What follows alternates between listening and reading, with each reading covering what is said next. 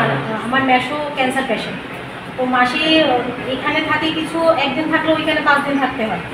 তো এইখানে আমি থাকি, ওর কাছাকাছি থাকি আমি। তো ওকে দেখাশোনা করার দায়িত্ব আমার, যে ফোন করে ও বাড়িতে এলো কি না বা কী হলো ওটা আমি দেখি। তো কালকে রীতিমতো ওকে বিকালবেলা ফোন করেছি, আমি ফোন করেছি রেগুলার বাড়িতে এসেছে কি না।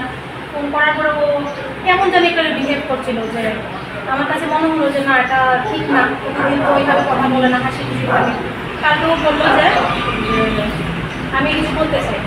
বললাম যে কী হয়েছে, তখন বললো যে আজকে কলেজের মধ্যে এমন হয়েছে, 3 টাইমস আমাকে সিঁড়ি উঠতে বললো, নামতে বললো, আমার শরীরটা খুব খারাপ লাগছে।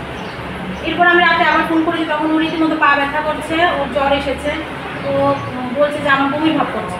তখন আমি ওর বাবা মাকেও বলা হয়েছিল, তো বলেছি যে তাহলে আজকে জিনিসটা কী হয়েছে, কলেজে আসা দরকার। কারণ কেননা এরকমভাবে যদি আমাদের বাচ্চাকে আমরা এখানে পাঠাই যে একটা ভালো মানুষ হওয়ার জন্য, ও যদি আমরা যদি বাড়িতে নিশ্চিন্তভাবে না বসতে পারি, তাহলে তো এখানে পাঠানোর কোনো মানে হয়। অনেক কষ্ট করে মা বাবা অনেক টাকা সঞ্চয় করে আমরা এখানে পাঠাই একটা মানুষ হওয়ার জন্য। যদি এমন হয় ভবিষ্যতে মানুষ কীভাবে বিশ্বাস করবে? এটাই আমার বক্তব্য, যে কেন এটা হলো, এটাতে আমরা কী শিখবো, এই সিঁড়িটা গুনার পরে ও কী শিখেছে, আমরা এখানে কী শেখাতে পাঠিয়েছি আর ও কী শিখেছে, এটা আমার কোশ্চেন থাকবে আমার কাছে, কেন এটা। আপনারা কি এখন কিসের জন্য এসেছেন এখানে? এটা কারণটা কি জানার জন্য, যে এটা কী কেন হয়েছে, বা ওনার তরফ থেকে ওনার বক্তব্যটা আমরা শুনতে চাই যে কেন এরকম হয়েছে।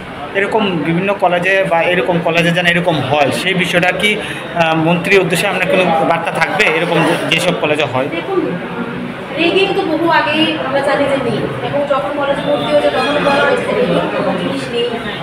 সেই সুবাদে আমরা কনফার্ম হয়ে আমাদের মনে শান্তির জন্য আমরা এভাবে পাঠিয়েছি এখানে। আমরা এটাই চাইবো যে যাতে এমন কোনো কিছু না হোক, স্টুডেন্টরা ভালোভাবে পড়াশোনা করুক, ভবিষ্যতের কারিগররা যাতে ভালোভাবে তৈরি হয়, এটাই আমার বক্তব্য। আরেকজন এইচওডি ওর সাথে এরকম করেছে, তাতে কি মনে হচ্ছে আপনার? দেখুন, যতটুকু জানতাম আগে, আমরাও তো পড়াশোনা করে এসেছি, তো জানতাম যে সিনিয়র যারা করে হয়তো সিনিয়ররা করে, কিন্তু এখানে যখন দেখলাম এইচওডি, তখন এটা অনেকটা হতাশ হয়েছে যে উনি এটা করেছেন, মানতে পারছি না জিনিসটা। আপনার নামটা? আমার নাম ঈশিতা।